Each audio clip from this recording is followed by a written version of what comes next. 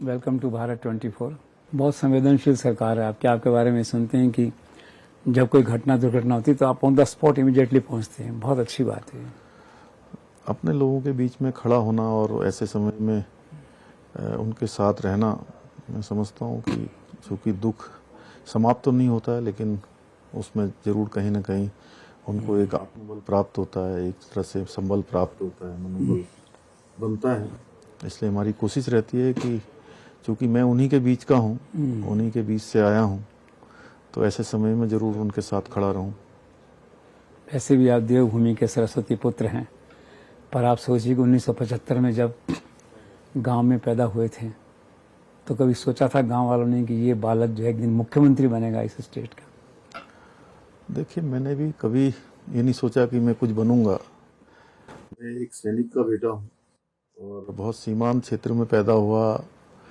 पिथौरागढ़ का दूरस्थ गांव है, कनालीछिना ब्लॉक है, और चूँकि बचपन से इन सब चीज़ों को देखा है, माँ को खेत में घास लाते हुए देखा है, उसके बाद घर का काम काज करते हुए देखा है, पिताजी को सेना में देखा है। जब हम छोटे छोटे थे, बड़ा मन होता था कि उनकी गोद में बैठें, उनके साथ जो है बात करें, लेकिन कभी भी जो है ऐसा अवसर बचपन में हम लोगों को मिला नहीं।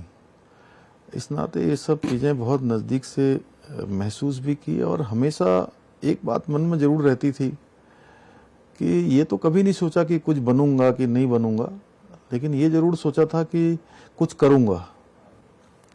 तो मेरी पार्टी ने, आदरणीय प्रधानमंत्री मोदी जी ने और ईश्वर ने मुझे ये अवसर दिया, ये मौका दिया कि मैं सेवा करूं देवभूमि की। तो मैंने प्रयास किया है कि अपना प्रत्येक क्षण देवभूमि को समर्पित करूं, यहाँ के लोगों के लिए लगाऊं। तो सेना में जाने का मन नहीं हुआ तो घर वालों ने नहीं कहा? नहीं, सेना में मैं जाना चाहता था, उसके लिए मैंने बहुत तैयारी करी थी, लेकिन परिवार में चूंकि ऐसी स्थिति बनी कि मेरे पिताजी ने जो है मुझे रोक लिया, क्योंकि वो स्वयं लंबी सेवा उन्होंने सेना में की थी, घर के उत्तरदायित्व थे, इसलिए सेना में डायरेक्ट तो नहीं जा पाया। लेकिन मेरा मन बहुत था, मैं सेना में भर्ती हूँ, तो एक सैनिक के रूप में चूँकि वैसा योगदान तो नहीं दे पाया, लेकिन मैं कोशिश करता हूँ कि सेना के सैनिक की तरह अपने इस क्षेत्र में योगदान दूँ। तो राजनीति में आने की प्रेरणा किससे मिली, कैसे आना हुआ?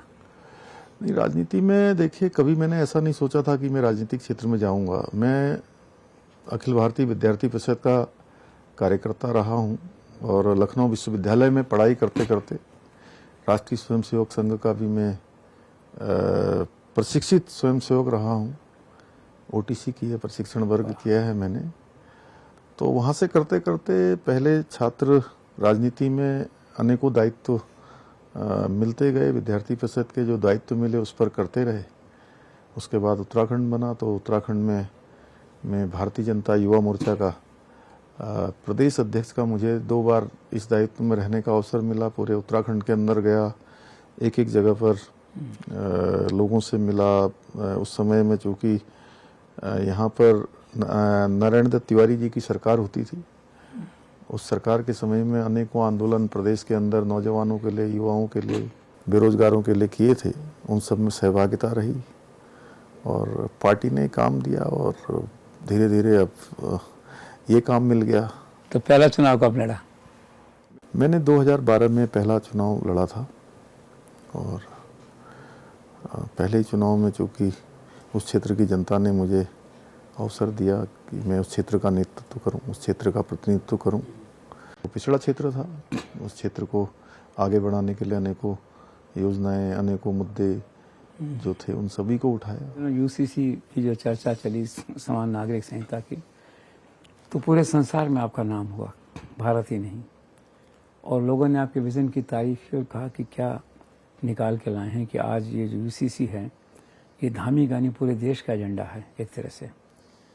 तो आपने बचपन में, मैंने सुना, ये कहा कि सपना देखते थे, स्कूल में थे, कि एक दिन यूसीसी आएगी भारत में, और आपने वादा किया जनता से कि मैं लाऊंगा अगर आप सत्ता में लाओगे। तो आपने वादा पूरा किया, 47 सीट्स आई। तो क्या आप मानते हो कि यूसीसी का जो सब्जेक्ट था ये आपकी उस विजय में 47 सीट लाने में एक गेम चेंजर का रोल प्ले किया उसने?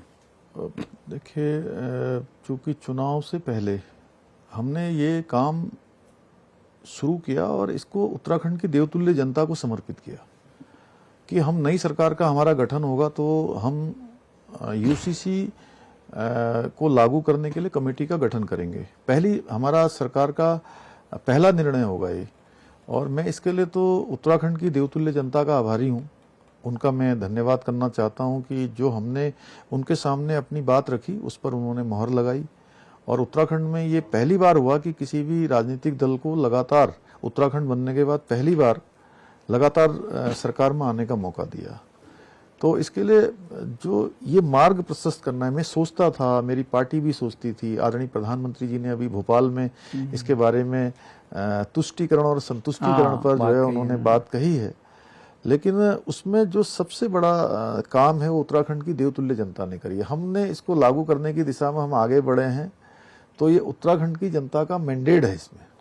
तो आपने कहा 2024 में भी सीटें जीतेंगे, तो ये यूसीसी का जो सब्जेक्ट है, नैरेटिव है, ये रोल प्ले करेगा उसमें भी? देखिए, यूसीसी चूंकि सबके संतुष्टिकरण के लिए और सबके सशक्तिकरण के लिए है, और देश के अंदर लंबे समय से ये मांग होती रही है कि सबके लिए एक समान कानून होना चाहिए। तो देवभूमि उत्तराखंड इसमें आगे आई है, देवभूमि के लोगों ने इसमें बढ़ चढ़ के अपना योगदान दिया है, यहाँ हम लोगों को ही मौका दिया है, तो यहाँ से हम शुरुआत कर रहे हैं। और उत्तराखंड देवभूमि में जो शुरुआत हो रही है वो तय मानिए कि देवों की भी कृपा है, भगवान की भी इच्छा है। तो सारा सक्सेस आपको दिखाई दे रही है 2024 में, 5 सीट भी जीतेंगे और सारा करेंगे। हाँ, देवभूमि के लोग चूंकि उन्होंने पहले भी इसमें समर्थन किया है, यहाँ के लोग हमेशा देश के साथ चलने वाले हैं, देश के लिए जो अच्छा होता है उसको आगे बढ़ाने वाले हैं। और मोदी जी के नेतृत्व में सारे काम आज देखिए, चाहे भारत को आगे बढ़ाने की बात हो या दुनिया के अंदर हमारे देश का मान सम्मान, स्वाभिमान, पहचान बढ़ाने की बात हो, वो आज हर एक भारतवासी देख रहा है। 140 करोड़ लोग आज भली भांति महसूस कर रहे हैं कि आज अमेरिका हो, फ्रांस हो या दुनिया के दूसरे देश हो, जिस प्रकार से आज मोदी जी का अभिनंदन कर रहे हैं, वो हर एक भारतवासी उसको देखकर स्वयं को महसूस कर रहा है कि मेरा भी स्वागत हो रहा है वहां पर उनके रूप। विपक्षी एकता की जो बात चल रही है, तो आपको क्या लगता है कि 2024 में उत्तराखंड में क्या सभी दल मिलके एक सीट पे कैंडिडेट खड़ा कर पाएंगे? कुछ लगता है ऐसा? देखिए, उत्तराखंड में चूंकि यहाँ की जनता हमेशा राष्ट्रीय सोच के साथ चलने वाली है, देश के साथ चलने वाली है, और मोदी जी के साथ मैंने कहा कि उनका जब से नेतृत्व आया है मोदी जी के साथ रही हैं। और जो विपक्ष की एकता का जो बात है वो बेमेल गठबंधन है, वो केवल अपने दलों को बचाने के लिए, अपने परिवार को बचाने के लिए, अपने अस्तित्व को बचाने के लिए वो मिल तो रहे हैं, सम्मेलन भी कर रहे हैं, और ये ठीक वैसे ही है। देखिए, एक बारात जानी है, बाराती तो इसमें कोई नहीं बनना चाहता है, हर कोई केवल दूल्हा बनना चाहता है। और आप समझ सकते होंगे जी कि जब इतने सारे बाराती हों और उसमें से हर कोई जो है दूल्हा बनना चाह रहा हो, तो उनकी क्या स्थिति होगी, वो धीरे धीरे अभी सबके सामने आ जाएगा। और देश की जनता का जो एक मजबूत जो गठबंधन है वो इनके गठबंधन के साथ नहीं जाने वाला, वो मोदी जी के साथ पहले ही गठबंधन कर चुके हैं सारे लोग, प्रगाढ़ बंधन। तो किसी एक नाम पे सहमति नहीं बन पाएगी? नहीं, बिल्कुल नहीं बनने वाली है, और कोई भी एक दूसरे को स्वीकार करने वाला नहीं है। और देश की जनता देख रही है, देश की जनता के सामने केवल मोदी जी हैं, उनके सामने कोई विकल्प नहीं है। कल एनडीए में उन्होंने बहुत जबरदस्त भाषण दिया प्राइम मिनिस्टर ने, आपने सुना होगा कुछ? क्या लगा आपको? बहुत ही नहीं, उन्होंने एनडीए के जो पिछले 2-2.5 दशक का जो था पूरा, उन्होंने अटल जी के समय से जॉर्ज फर्नांडिस, आडवाणी जी और प्रकाश सिंह बादल, शरद यादव, रामविलास पासवान जी, ऐसे तमाम जो लोग थे, बाला साहब ठाकरे, उन सभी का स्मरण किया। और उन्होंने कहा कि ये गठबंधन कोई किसी की मजबूरी का गठबंधन नहीं है, ये तो जो है देश के मजबूती का गठबंधन है, एक विजन का गठबंधन है। और सबको कैसे साथ में लिया जाता है, कैसे इतने 38 दल आज उनके नेतृत्व में जो है आगे के लिए मार्ग चुन रहे हैं, तो ये बहुत बड़ी बात है। उनका जो नेतृत्व है वो बहुत ही दूरदर्शी है और एक स्पष्ट सोच वाला है, स्पष्ट दिशा वाला है, बिल्कुल लक्ष्य तय है, उस पर काम कर रहा है कि 2047 आते आते भारत जो है दुनिया का श्रेष्ठ भारत बने, दुनिया का नेतृत्व करने वाला भारत बने। और आज हमको दिखाई भी दे रहा है, देखिए कि इन सालों में जहां हमारी अर्थव्यवस्था 11वें नंबर पर होती थी, 5वें नंबर पर हो गई। उन्होंने कहा कि अगले 5 सालों में यह अर्थव्यवस्था हमारी तीसरे नंबर की अर्थव्यवस्था हो जाएगी। हर क्षेत्र में हम आगे बढ़ रहे हैं। जहां कोरोना महामारी आने के बाद दुनिया के देश जो है अव्यवस्थित हो गए, ऐसे समय में अब लोग भारत के मॉडल को देख रहे हैं। आज डिजिटल ट्रांजैक्शन में भी पूरी दुनिया का 40% डिजिटल ट्रांजैक्शन हमारे अंदर हो रहा है। गजब होता है। यानी शुरुआत की है। आज डिफेंस सेक्टर हो, कोई सेक्टर हो, निर्यात के सेक्टर हो। आप सब्जी वाले से 12 रुपए का फल खरीदिए, वो कहता है मैं उससे पेमेंट कर देता हूँ। जी बिल्कुल, मिरेकल। डिजिटल पेमेंट शुरू हो गया है। और कोरोना में देखिए जो आपका डिजिटल डेथ सर्टिफिकेट है, कोरोना का सर्टिफिकेट। हाँ, वो दुनिया के बड़े बड़े देश उसको नहीं कर पाए, जो यहाँ हो गया। लोगों के मोबाइल पर जो है आने लगा सीधा। मिरेकल था। और इतना बड़ा मेगा वैक्सीनेशन। हाँ। आयुष्मान भारत योजना देखिए आप, 5 साल में मतलब 1 साल में 5 लाख रुपए तक का इलाज मुफ्त में, बिल्कुल, मतलब एक तरह से बीमा दे दिया, गारंटी दे दी। हम यूसीसी की बात कर रहे थे तो महीना भर पहले ऐसा लगता था कि इसी सत्र में, मानसून सत्र में बिल पास हो जाएगा और आपकी रिपोर्ट सब जाहिर हो जाएगी, सब होगा। लेकिन बाद में जब आप पीएम से मिले, फिर बाद में आपने कहा जल्दबाजी नहीं करनी चाहिए, कुछ ऐसा। तो क्या कुछ ऐसा कोई यू टर्न या कोई ठंडे बस्ते में डाल? नहीं, ठंडे बस्ते और यू टर्न जैसी कोई बात नहीं है। और आपको बहुत जल्दी, चूंकि वो यूसीसी उत्तराखंड में हो रहा है, उत्तराखंड देवभूमि के लोगों ने इसमें योगदान दिया है, इनिशिएटिव लिया है। लेकिन चूंकि हम एक देश के अंदर रहते हैं, एक संविधान को मानने वाले लोग हैं, तो यहाँ जो यूसीसी बनेगा उसके बाद भारतवर्ष के अन्य राज्य भी इस दिशा में इनिशिएटिव लेंगे। इसलिए हमें बहुत सोच समझकर काम करना है। और कमेटी ने अपना संकलन कर लिया है, वो ड्राफ्ट बना रहे हैं और जल्दी हमको मिल जाएगा, तो हम उसमें देर भी नहीं करेंगे। मैं आपके माध्यम से सबको बताना चाहता हूँ, यहाँ से आपके इस चैनल के माध्यम से भी सभी से कहना चाहता हूँ कि जल्दी हम उसको लाएंगे। मुस्लिम कम्युनिटी के लोग इसकी खिलाफत कर रहे हैं और पर्सनल लॉ बोर्ड ने कहा है कि इसे लागू करना ऐसा है जैसा कि हिंदू धर्म को मुस्लिम समुदाय पे लागू कर देना। तो सवाल ये कि 14% वोट हैं शायद आपके यहाँ भी, तो आपको कोई ऐसा डर नहीं लगा कि पोलराइजेशन हो जाएगा या कोई? यहाँ किसी ने कोई विरोध नहीं किया है, सभी लोगों से बात की है हमने। ये और 2,35,000 लोगों से बात करी है। और विभिन्न जो हमारे संगठन है धार्मिक रूप से चलने वाले, उनसे भी बात की है, उनके प्रतिनिधियों से बात की है, गुडविल स्टेक होल्डर से भी बात की है। और ये कानून हम किसी का कुछ खराब करने के लिए, किसी को पीछे धकेलने के लिए या भेदभाव करने के लिए नहीं ला रहे हैं। ये तो देश के संविधान पर जो लोग आस्था रखते हैं, संवैधानिक व्यवस्थाओं पर विश्वास करते हैं, तो उसके अनुरूप ला रहे हैं। क्योंकि संविधान के अनुच्छेद 44 में इसका स्पष्ट उल्लेख किया गया है कि राज्य इसको अपने वहां लागू कर सकते हैं। और बाबा साहब भीमराव अंबेडकर जी जैसे लोगों ने, विद्वान लोगों ने इस संविधान को रचा है, तो उन्होंने सब सोचा होगा उस समय। तो धर्म रूपांतरण कानून को आपने काफी कठोर बनाया है, इसके अच्छे परिणाम दिखाई दे रहे हैं। धर्मांतरण एक चूंकि बड़ी समस्या आज बनती जा रही है और उत्तराखंड में ये बड़े पैमाने पर हो रहा था। और हमारे यहाँ भी जनजाति समाज के लोग हैं, गरीब वर्ग के लोग हैं, उनको बहलाकर, फुसलाकर, कहीं जबरदस्ती, कहीं प्रलोभन देकर या मनगढ़ंत बातें करके ये बड़ी तेजी से हो रहा था। और उत्तराखंड का मूल स्वरूप देवभूमि है। पूरे विश्व के लोग यहाँ आस्था रखते हैं, 4 धाम हैं और जिधर जाइए उधर देवस्थान है। ये गंगा का प्रदेश, यमुना का प्रदेश, तो इसका जो मूल स्वरूप है वो खराब नहीं होना चाहिए। ये हमारी भी जिम्मेदारी है और हमारे साथ साथ पूरे देश भर के लोग, दुनिया भर के लोग ये हमसे अपेक्षा भी रखते हैं। तो उस दिशा में उसके मूल स्वरूप को बनाए रखने के लिए जो भी जरूरी है वो सब काम हम कर रहे हैं। लव जिहाद कुछ कर रहे हैं कार्रवाई? देखिए, लव जिहाद चूंकि देवभूमि के अंदर बहुत सारी घटनाएं इस प्रकार की आई थी और लोगों ने स्वतः ही आगे बढ़कर इन बातों का विरोध किया है। और हमने कहा है कि हम देवभूमि में अपनी बहन बेटियों के साथ इस प्रकार का झूठ छल फरेब किसी कीमत पर नहीं होने देंगे।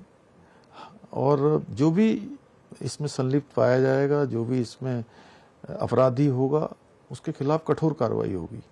लेकिन इसके साथ साथ हमने ये भी कहा कि हमारे यहाँ पुरोला में घटना हुई, एक घटना के स्वरूप, प्रतिक्रिया स्वरूप घटना हुई, बड़ी घटना हुई, लेकिन किसी के साथ कोई लूटपाट नहीं हुई, कोई मारपीट नहीं हुई, किसी प्रकार की कानून व्यवस्था को हमने बिगड़ने नहीं दिया।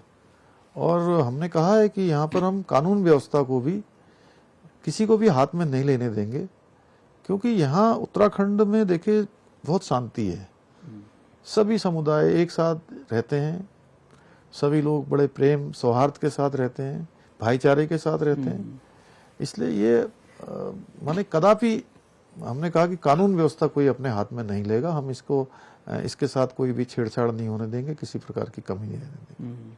और ये सब केरला स्टोरी और कश्मीर फाइल्स, नहीं देखिए, केरला स्टोरी एक आजकल के समय में जो घटित हो रहा है वो सभी के लिए एक जीवंत इसके उदाहरण है। इसको देखना और इससे समझना, जिस प्रकार से बिना गोले बारूद और बिना किसी हथियारों के एक तरह से अंदर अंदर का आतंकवाद है। और धीरे धीरे ये सब घटनाएं सामने आ रही हैं, तो लोग कहीं ना कहीं इसके प्रति जागरूक भी हो रहे हैं। और पहले लोग इसके बारे में बोलते नहीं थे, अब बोल रहे हैं। जब लोगों को लग रहा है कि ये गलत चीज का लोग प्रतिकार कर रहे हैं, तो लोग सामने आ रहे हैं। वुमेन एम्पावरमेंट के लिए कुछ कर रहे हैं। ये राज्य देखिए महिला शक्ति के द्वारा ही बनाया गया राज्य है। यहाँ के राज्य में बहुत बड़ा योगदान हमारी मातृशक्ति का है, महिलाओं का है। उसको लेकर हमने 30% सरकारी नौकरियों में क्षैतिज आरक्षण यहाँ पर हमने तय कर दिया है, यहाँ कर व्यवस्था कर दी है। इसके साथ साथ 2025 में हमारे राज्य को बने हुए 25 साल पूरे होंगे। सिल्वर जुबली ईयर जब मनाएंगे हम, तो 1,25,000 बहनों को हमने लखपति दीदी बनाने का भी संकल्प लिया है। और बहुत सारे हमारे स्वयं सहायता समूह जो काम कर रहे हैं, उनको सशक्त बनाने के लिए हर प्रकार से हम उनका प्रोत्साहन कर रहे हैं। इसके साथ साथ होम स्टे, जिसमें हमारी माताओं बहनों का बहुत बड़ा योगदान है, होम स्टे को प्रोत्साहित कर रहे हैं। आज लगभग 5,000 के लगभग हमारे यहाँ होम स्टे रजिस्टर्ड हो गए हैं। आने वाले समय में एक बड़ा यहाँ की आर्थिकी का भी, आजीविका का भी बड़ा आधार बनने वाला है। तो मातृशक्ति आज हमारी बहुत क्षेत्रों में काम कर रही है। और मातृशक्ति का हमेशा से राज्य में बड़ा योगदान रहा है। वो हमारी सरकार की प्राथमिकता में है कि उनको आगे लाया जाए। मैंने ये भी सुना कि यौन शोषण के जो मसले थे उत्तराखंड में 78% केसेस में कार्रवाई पुलिस ने की। रिकॉर्ड आई थिंक 4-5 नंबर पे कंट्री में। ये जितनी भी जो भी कार्रवाइयाँ जो भी अमल में आई हैं, जो भी संज्ञान में आए हैं, उन सभी पर कार्रवाई हुई है। पिछले दिनों इसको लेकर हमने यहाँ समीक्षा भी करी है, चूँकि हमारे यहाँ पर एक वार्षिक जो बैठक होती है, मध्य क्षेत्र परिषद की बैठक, माननीय गृह मंत्री जी की अध्यक्षता में वो बैठक होती है। पिछली बैठक भोपाल में हुई थी, इस बार ये बैठक हमारे यहाँ उत्तराखंड में यहीं ऋषिकेश नरेंद्र नगर में होनी थी 15 तारीख को, लेकिन वो बैठक माननीय गृह मंत्री जी ने स्थगित कर दी, क्योंकि यहाँ पर मानसून के कारण से आपदा जैसी स्थिति बन गई थी।